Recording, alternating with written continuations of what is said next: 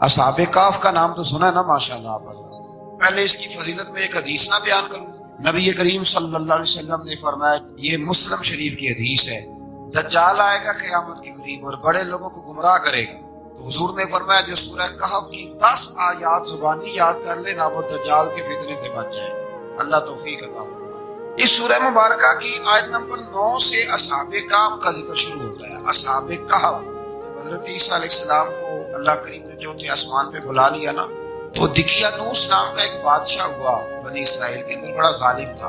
اس نے گمراہی پھیلا دی اور جو لوگ معاذ اللہ کفر اور شرک نہیں کرتے تھے انہیں قتل کروا دیتا۔ تو 7-8 نوجوان اپنا ایمان بچا کے بھاگے۔ او ہو اللہ، ساری دنیا مال بچا کے بھاگتے ہیں، وہ 7-8 نوجوان اپنا ایمان بچا کے بھاگے کہ یہ ہمیں کہیں کفر کی طرف نہ لوٹا دے۔ تو جا کے غار کے اندر چلے گئے تو ایک کتا بھی ان کے ساتھ ہو گیا۔ انہوں نے کتے کو بڑے روڑے مارے کہ یہ اگر بھونکے گا، آواز نکالے گا تو ہم پکڑے جائیں گے، ہم نے تو چھپنا ہے۔ اور اس کو نا ولیوں سے پیار ہو گیا۔ اس نے کہا بھگاؤ جتنا مرضی مجھے، فطرت میری ہے کہ میں بھونکتا ہوں، پر جب اللہ کے ولی ہوں تو پھر میں ادب کرتا ہوں۔ یہ قرآنی واقعہ ہے۔ اچھا، یہ عین وہ واقعہ ہے قرآن مجید کا کہ جو بہت ساری چیزوں پر ویسے ہی ناس ہے اور بہت ساری زبانیں ویسے ہی گونگ ہو جاتی ہیں۔ وہ 6-7 لوگ تھے، وہ چلے گئے غار کے اندر، جا کے انہوں نے پناہ لے لی۔ بادشاہ کو پتہ چل گیا کہ غار کے اندر ہے۔ اچھا، اللہ کی قدرت جیسے ہی داخل ہوئے انہیں نیند آ گئی، یہ سو گئے۔ اور قرآن مجید کہتا ہے، قرآن مجید کے یہ لفظ ہے کہ کتا غار کے منہ پر بازو پھیلا کے بیٹھ گیا، گویا اپنے مالکوں کی خدمت کر رہا ہے۔ اب میاں صاحب کی ایک بات کر لیں درمیان میں۔ میاں صاحب فرماتے ہیں، جنا تنا وچ عشق نہ رچیا، کتے ہونا تھی چنگے، اور چلو مالک دے کر راکھی کر دے، صابر بھوکے ننگے۔ یہ دیکھو نا کہ اتنا تو ان کے اندر بھی کمال ہے۔ اپنے نا دونوں بازو پھیلا کے کتا بھی غار پہ بیٹھ گیا۔ ان کو نیند آ گئی۔ بادشاہ نے پتہ کرایا کہاں بھاگ کے گئے، تو کہا وہ غار کے اندر ہے۔ بادشاہ کہنے لگا کہ ان کی سزا یہ ہے کہ ایک دیوار چن دو غار کے منہ، غار کوئی بند کر۔ جس بندے کی ڈیوٹی لگائی نا غار چننے کی، بندہ بڑا نیک تھا، جس کو دیوار بنانے کا ذمہ دیا، اس نے نا دیوار بھی بنائی اور ایک تختی پہ نا سب کے نام لکھے، اور وہ تختی ایک صندوق میں رکھ کے وہاں بند کر دی۔ اور اسی طرح کی ایک تختی اس کے نیچے لکھا کہ ایک تختی ان کے ناموں کی نا میں مال خزانہ میں بھی بند کر دوں۔ اللہ تبارک و تعالیٰ کی قدرت کے بعد مفسرین نے لکھا ہے وہ 100 سال تک سوئے رہے، اور بعض نے لکھا ہے کہ 300 سال تک سوئے رہے۔ 300 سال کے بعد اس طرح ہوا کہ حکومتیں بدل گئیں۔ بیدروس نام کا ایک بادشاہ آ گیا، وہ بڑا نیک دل تھا۔ اس نے ہر طرف حضرت عیسیٰ علیہ السلام کی شریعت کا پھر سے نعرہ بلند کیا۔ اب نا کچھ لوگ ایسے تھے جو منکر ہو گئے تھے کہ مرنے کے بعد دوبارہ کیسے اٹھیں گے۔ بادشاہ ایک دن حجرے میں گیا، جا کے دعا مانگی، یا اللہ کوئی ایسی بات دکھا جس سے لوگوں کا ایمان پکا ہو جائے۔ اس طرح کے بھی بادشاہ ہوا کرتے ہیں۔ تو رب کریم نے کہا میں نے تو پہلے ایک راز چھپا کے رکھا ہوا، کھول دیتے ہیں۔ اس نے دعا مانگی، اور ادھر کیا معاملہ ہوا، ایک چرواہا بکریاں چلانے والا وہاں سے گزرا۔ اس نے سوچا یہ دیوار ہے، اگر اس کا منہ کھول لوں نا کبھی تو میری بکریاں یہاں تھوڑا سا دھوپ کے اندر سستا لیا کرے گی۔ اس چرواہے نے کیا کیا کہ اس نے وہ دیوار گرائی تاکہ میری بکریاں اندر جایا کریں۔ وہ دیوار گرائی تو اس نے اندر 6-7 لوگ سوئے ہوئے دیکھے، اور کتا بھی سویا ہوا دیکھا۔ اللہ تبارک و تعالیٰ اپنی قدرت سے، اپنے فضل سے ان کی کروٹیں بھی بدلتا رہا۔ اپنی قدرت سے ایک طرف انسان پڑا رہے نا تو اعضاء گل جاتے، ان کی کروٹیں بھی بدلی جاتی، مناسب روشنی بھی دی جاتی، حرارت۔ اس نے دیوار گرائی تو ان کی آنکھ کھل گئی۔ ایک دوسرے سے کہنے لگے آج تو بڑی گہری نیند سوئے ہیں، آج تو لمبی نیند پوری کر لی، چلو بھوک بڑی لگی ہے ایک دوست کو بھیجو۔ یہ سارا واقعہ قرآن مجید میں موجود ہے، میں اپنے لفظوں میں بیان کر رہا ہوں۔ جاؤ ایک دوست کو بھیجو بازار سے نا کھانا لے آئے، پیسے وہی 300 سال پرانی کرنسی۔ وہ جب نان بھائی کی دکان پہ گیا نا سامان لینے، اس کو پیسے دیے تو وہ نان بھائی نے ہاتھ پکڑ لیا، کہنے لگا میاں تو کدھر سے آیا، یہ کون سے پیسے؟ اس نے کہا پیسے کاہے کہ میں بھی سوچ رہا ہوں کہ حالات بدلے ہیں، سارے حضرت عیسیٰ کا کلمہ پڑھ رہے ہیں، ماحول اور ہے۔ اس نے کہا تیرے ہاتھ میں خزانہ لگ گیا، یہ تو ہم نام سنتے تھے کہ یہاں کو دقیانوس نام کا بادشاہ رہے، کوئی خزانہ بتا کہاں سے لیے۔ شور ہوا، حاکم شہر تک خبر پہنچی، بادشاہ تک پہنچی۔ اس نے بتایا کہ بھئی ہم تو دقیانوس کے ڈر سے بھاگے ہیں، کل بھاگے ہیں یا آج سویرے، اتنا زیادہ ہمیں پتہ نہیں، کل یا آج سویرے بس نا۔ اتنا سا ہمیں یاد ہے کہ ہم گئے تھے، بہرحال لوگ جمع ہو گئے، اکٹھے ہو گئے، غار تک پہنچے۔ اب جو غار کے اندر تھے وہ پتہ کہتے کہتے لگتا ہمارا دوست پکڑا گیا۔ پکڑا گیا تو اب بندے جمع ہو، وہ اندر ڈر رہے تھے، تسبیح کر رہے تھے، اللہ کو یاد کر رہے تھے، ادھر یہ پہنچ گیا جب ان لوگوں نے یہ جیتا جاگتا رب کے فضل کا نمونہ دیکھا۔ اور بادشاہ نے کہا کہ یہ کیا ہے، صندوق کھولا تو اس کے اندر وہ تختی لکھی تھی کہ یہ ان کے نام ہے، یہ دقیانوس سے ڈر کے بھاگے ہوئے ہیں، یہاں یہ سو رہے ہیں، اور اسی کی ایک تختی میں نے فلاں جگہ بھی دفن کیا، وہ تختی بھی وہاں سے نکل آئی۔ اب سب لوگوں کی آنکھوں میں آنسو آئے اور سب کہنے لگے لا الہ الا اللہ، لا الہ الا اللہ، لا الہ الا اللہ، سب کہنے لگے ان اللہ علی کل شیء قدیر۔ جب ان کی بات پوری ہو گئی، لوگوں کے ایمان پختہ ہو گئے، تو اصحاب کہف کہنے لگے کہ ہمیں اب اجازت ہے، ہم پھر دوبارہ غار میں جاتے ہیں۔ وہ غار میں گئے تو رب نے پھر انہیں موت عطا فرمائی، نیند عطا فرمائی، تحفہ دیا۔ بادشاہ نے پھر اس کے آگے دیوار بنائی اور وہاں بادشاہ نے ایک مسجد تعمیر کرا دی، لوگ زیارت کرنے جاتے ہیں۔ یہ اصحاب کہف کا ذکر ہے۔ یہاں ہمارے مفسرین نے لکھا ہے کہ وہ جو کتا تھا نا، وہ بھی ساتھ ہی تھا۔ اللہ قیامت والے دن اسے انسانی، یا تو انسانی شکل ملے گی، یا جیسے رب کا فضل ہوگا رب کریم اسے بھی جنت عطا فرمائے۔ اس نے تبلیغ کی، دین کی، اس نے کیا کیا؟ تبلیغ کی، نمازیں پڑھی، روزے رکھے، حج کیا، 10 ہوتے صحیح اس کیتا کی۔ اسی آنکھیں نا خدا کے فضل سے ہم پر ہے سایہ غوث اعظم کا، ہمیں دونوں جہاں میں ہے سہارا غوث اعظم کا۔ لوگ پریشان ہو جاتے ہیں، کہتے ہیں کس طرح کی بات کرتے ہو تم؟ میں نے کہا اصل میں تیرا عقیدہ کچا ہے، وہاں تو کتا چلا جائے ولی کے پاس تو رب اسے جنت دے دیتا ہے، تو جیگتا جاتا مومن جائے تو اللہ کیوں فضل نہیں فرماتا؟ اس سے آگے نا پھر آیت نمبر 32 ہے، اس میں اللہ تبارک و تعالیٰ نے 2 لوگوں کا واقعہ بیان کیا۔ فرمایا ایک شخص کے انگوروں کے باغات تھے اور چاروں طرف سے انہیں کھجوروں کے درختوں نے گھیر رکھا تھا، اور درمیان میں کھیتی بھی تھی، اور بیچ میں دریا بھی بہہ رہا تھا، اور ان باغات نے بہت عمدہ فصل دی۔ ایک دن یہ شخص اپنے ساتھی سے کہنے لگا میرا مال اور افرادی قوت تم سے زیادہ ہے، مجھے یقین ہے کہ یہ باغ کبھی برباد نہیں ہوتا۔ اول تو مجھے قیامت کا یقین ہی نہیں معاذ اللہ، لیکن اگر قیامت آئی تو مجھے وہاں سے بھی بہتر مال ملے گا۔ اس کے دوسرے ساتھی نے کہا تو اپنی اصل کو بھول گیا ہے اور تو نے اپنے خالق کی ناشکری کی جو کہ وحدہ لا شریک ہے۔ اگر تم نے باغ میں داخل ہوتے وقت ماشاءاللہ لا قوت الا باللہ کہہ دیا ہوتا تو یہ تمہارے حق میں بہتر ہوتا۔ اگرچہ مال اور اولاد میں تم سے کم ہوں، لیکن میرا ایمان یہ ہے کہ اللہ تعالیٰ مجھے اس سے بہتر نعمت عطا کرے گا، اور آسمان سے کوئی آفت آئی اور تمہارا باغ تباہ و برباد ہو جائے گا، یا اگر اس کا پانی زمین میں دھس گیا تو پھر تم اسے تلاش نہ کر پاؤ گے، بالآخر اس شخص کا باغ برباد ہو گیا۔ وہ جو کہتا تھا نا مجھے یقین نہیں قیامت نہیں آئے گی، اس کا باغ ہی، اور وہ کفِ افسوس ملتے ہوئے کہنے لگا کاش میں نے شرک نہ کیا ہوتا، لیکن پھر اس کا کوئی نہ مددگار تھا اور نہ ہی بھائی۔ آیت نمبر 45 میں اللہ تعالیٰ نے دنیا کی زندگی کی ناپائیداری کو ایک مثال سے بیان فرمایا کہ آسمان سے بارش نازل ہوئی، گھنا سبزہ نکلا، پھر وہ سوکھ کر چورا چورا ہو گیا، جسے ہوا اڑا کے لے گئی، مال اور بیٹے تو محض جیتی دنیا کا سنگار ہے۔ جب تک تم زندہ ہو تب تک مال بھی ہیں اور بیٹے بھی ہیں، بل باقیات الصالحات، اگر کچھ ہے باقی رہے گی تو تمہارے اچھے اعمال باقی ہیں، اور اگر اولاد نیک ہوئی تو وہ بھی باقیات الصالحات میں شامل ہو جائے۔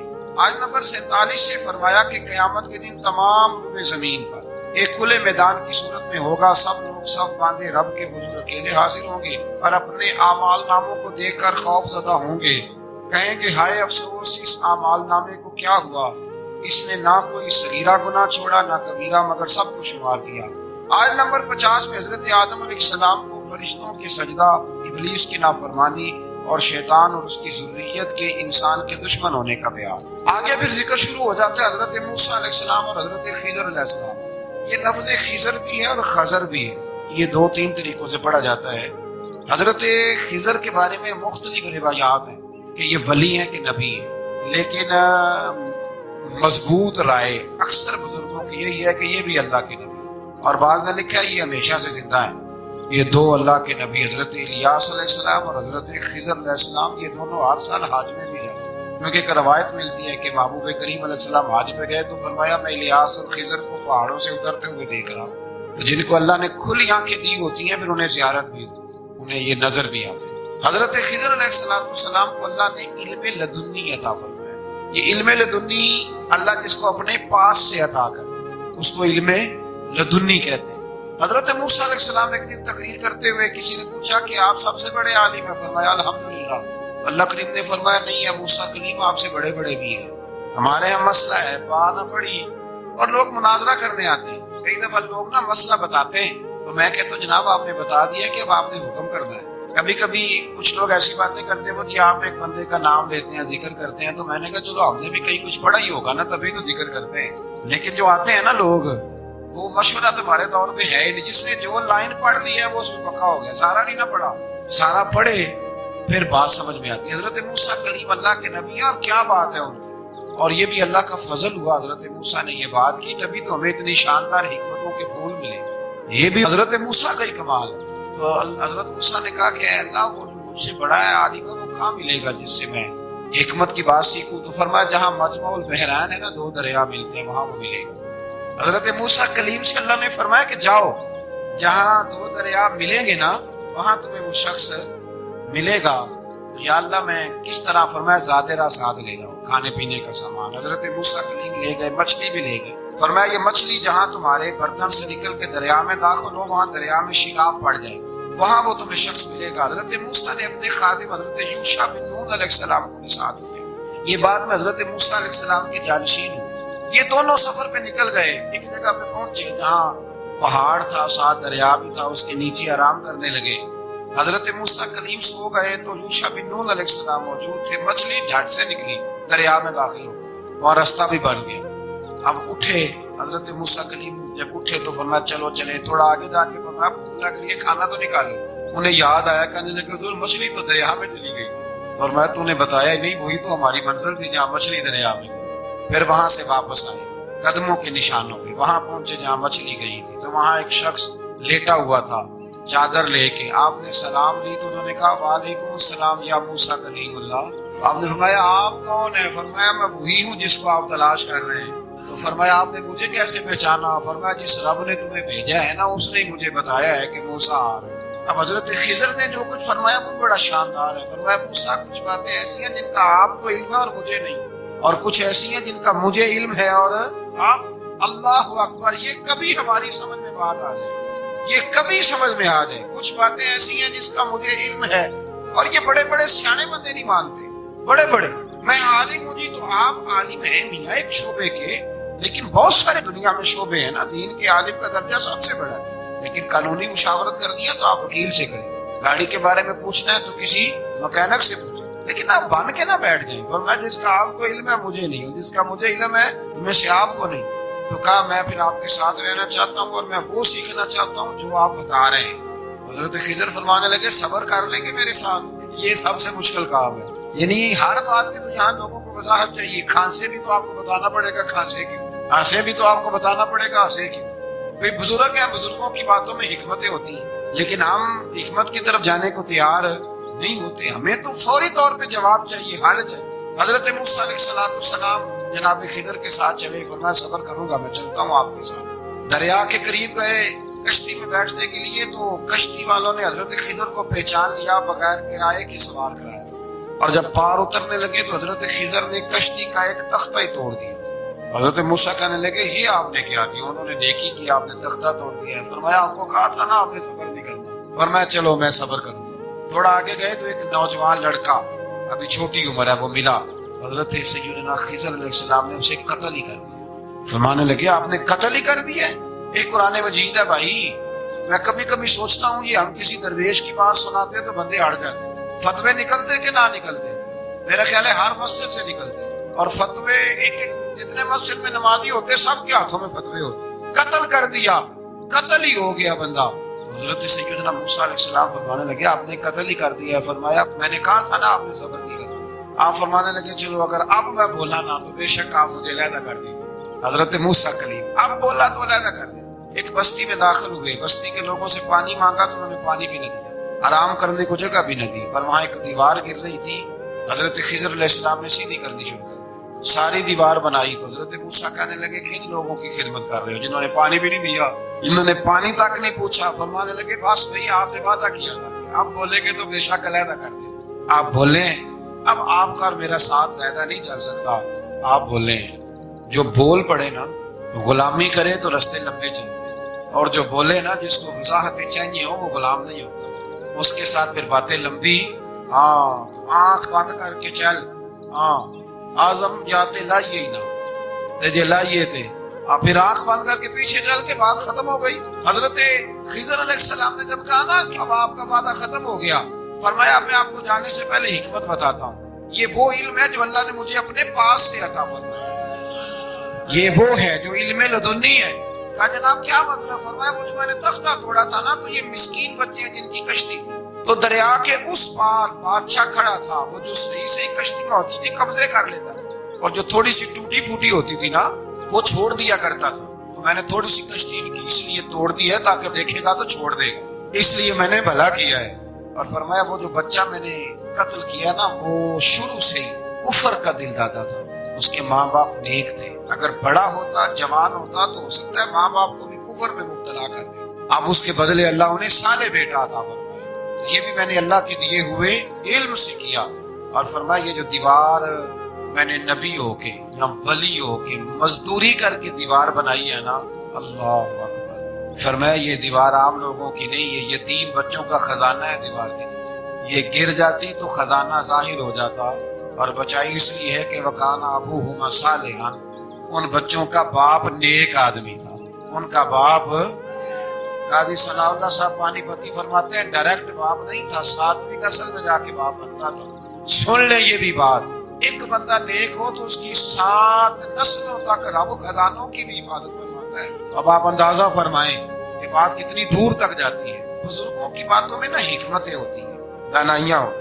یہ طریقت کے جو لوگ ہوتے ہیں انہیں سبق یہ دیا جاتا ہے کہ آمنا و صدقنا، ماننا ہے اور تصدیق کرنا۔ ہمارا معاملہ یہ ہے کہ یہاں وضاحت دینی پڑتی، وہ جی وہاں کیا ہوا تھا، وہ جو گاڑی آپ کے پاس ہے تو وہ کہاں سے آئی، تو وہ جو کل آپ نیا جوڑا پہن کے آئے تھے تو وہ کدھر سے آیا۔ تو جو لوگ وضاحتیں مانگتے ہیں وہ اپنے نہیں ہوتے، ان کا غلامی کا رشتہ نہیں ہوتا۔ حبیب اور ہوتا ہے، شریک اور ہوتا ہے۔ شریک وضاحتیں مانگتے ہیں، حبیب محبت کرتے ہیں۔ ہمارا آج سب سے بڑا المیہ یہ ہے، سب سے بڑا، کہ ہم کسی حکمت کے تحت کوئی بندہ اگر کوئی کام کر رہا ہے تو مجبوری ہے کہ ہمیں وہ حکمت بتائی جائے، ایسا نہ کریں۔ یہ طریقہ حضرت غوث اعظم رضی اللہ تعالیٰ، حضور غوث پاک رضی اللہ تعالیٰ عنہ کو ایک شخص ملنے آ گیا، اللہ علی قاری نے لکھا ہے، آپ کے ایک مرید نے کہا چل میرے پیر سے ملنے، کہنے لگا میں نہیں جاتا ملنے کسی پیر شیر سے، کہا نہیں آؤ تو صحیح۔ وہ آیا نا تو اس نے دیکھا کہ 50 گھوڑے عربی نسل کے کھڑے ہیں غوث پاک کے دروازے، موٹے تازے چوڑے عربی نسل کے۔ اس کے دل میں خیال آیا، کہنے لگا یار سواری کے لیے اگر رکھے ہیں تو ایک بھی کافی تھا، 50 کی کیا ضرورت ہے؟ اللہ اکبر۔ اب واقعی 50 کھڑے تھے، مرید کے پاس جواب ہی کوئی نہیں تھا، کہنے لگا یار پتا مجھے بھی کوئی نہیں، لیکن حضرت صاحب نے رکھے ہیں تو حکمت ضرور کوئی ہوگی۔ اللہ اکبر۔ وہ چلے گئے واپس، وہ روز تنقید کرتا، کیسا تیرا پیر ہے 50 گھوڑے رکھے ہوئے، کیسے تیرا پیر ہے 50 گھوڑے رکھے ہوئے۔ کچھ دن گزرے تو ملا علی قاری کہتے ہیں وہ اعتراض کرنے والے کے پیٹ میں کوئی تکلیف ہوئی، بغداد کے سب سے بڑے طبیب کے پاس گیا، اس نے کہا تیرا تو جگر تباہ ہو گیا ہے، عربی نسل کا ایک گھوڑا چاہیے، اس کو ذبح کریں گے، اس کا جگر نکالیں گے، اس کی دوائی بنا کے تجھے کھلائیں گے، اور 50 گھوڑے ہوں گے تو تو بچے گا۔ اب پریشان ہو گیا، کہنے لگا گھوڑے ہیں تو صحیح، پر جو میں حال کارا ہوں گا گھوڑے تو نہیں ملیں گے، میرا تو جوتوں والا کام ہے، وہ شاید مل جائیں۔ لیکن جب انسان مرنے لگتا ہے تو پھر اس کو ڈوبتے کو تنکے کا سہارا۔ اپنے دوست کے پاس گیا، کہنے لگا چل تیرے پیر کے پاس سے۔ اس نے کہا تجھے نہیں لے کے جانا، تو تنقید کرتا ہے، کہتا ہے ایک دفعہ چاہیے کیا، کہا گھوڑے، کہنے لگا تیرے لیے رکھے ہیں کوئی، جا دوڑ جا، میرے حضرت صاحب کی ضرورت کے۔ لیکن جب غوث اعظم کی خانقاہ میں داخل ہوئے نا تو حضور غوث اعظم اٹھ کے ملے، اللہ والے دلوں میں باتیں نہیں رکھتے، ماتھا چوما اور فرمانے لگے میاں تو ایک دن نا میری گلی سے گزر رہا تھا تو میری تیرے اوپر نظر پڑی کہ مجھے نظر آیا تو بیمار ہوگا اور تیرا علاج عربی نسل کے 50 گھوڑوں کی وجہ سے ہوگا، تو میں نے تیرے لیے لا کے کھڑے کیے، تیرے لیے ہی کھڑے کیے ہیں، تو نہ گھر بھی لے جانے کی ضرورت نہیں، چارہ بھی میرے مرید ہی ڈال دیا کرے۔ تو اس طرح کرنا، روز آنا ایک گھوڑا لے جانا، پھر اگلے دن آنا تو دوسرا۔ وہ خدا کے بندے تیرے لیے رکھے تھے، تو تنقید کر رہا ہے۔ اللہ کے بندے پردہ پوش ہوتے ہیں، ہاں شرط یہ ہے کہ وہ بندہ صالح ہو، دیندار، وہ والا پیر نہ ہو جو نماز بھی نہ پڑھے اور گھوڑے 15 رکھے ہوئے ہوں، وہ والا معاملہ نہ ہو۔ تو میرے عزیز یہ یاد رکھیں کہ اللہ تبارک و تعالیٰ کا بندہ جب آپ کا روحانی علاج کرتا ہے نا، روحانی علاج سے مطلب جادو ٹونے کا علاج نہیں، روحانی علاج وہ ہوتا ہے کہ میرے گناہوں کا علاج ہوتا ہے، حسد، بغض، کینہ، عداوت، یہ نکل جائے۔ تو وہ کچھ ایسے نسخے بتاتا ہے جو اس سمجھ میں مرید کی نہیں آتے، لیکن وہ ضروری ہوتے ہیں۔ انہی نسخوں کو استعمال کرنے سے انسان کا فائدہ ہوتا ہے۔ جی کرنے والے لوگ ہمیشہ کامیاب ہیں، وہ ماں باپ کے آگے کریں، استاد کے آگے کریں، شیخ کے آگے کریں۔ اور جن کو وضاحتوں کی ضرورت ہوتی ہے، ہاں ایک شرعی بات ضرور ہے، وہ ضرور سن لیں۔ اگر آپ کو کہیں کچھ شرعی قباحت نظر آئے جو قرآن و سنت سے ٹکراتی ہے، تو وہ آپ پر فرض ہے آپ اپنے مرشد سے پوچھیں۔ کتنی بڑی بات کر رہا ہوں، یعنی جو چیز قرآن و سنت سے ٹکرا رہی ہو اس کی وضاحت طلب کرنا ضروری ہوتا ہے، اور جو دین سے نہ ٹکرائے اس پر آپ وضاحتیں پوچھتے ہیں، تو پھر اس کا مطلب ہے کہ آپ علاج کرانے میں سنجیدہ نہیں ہیں۔ اللہ تعالیٰ قرآن مجید کو سمجھنے کے لیے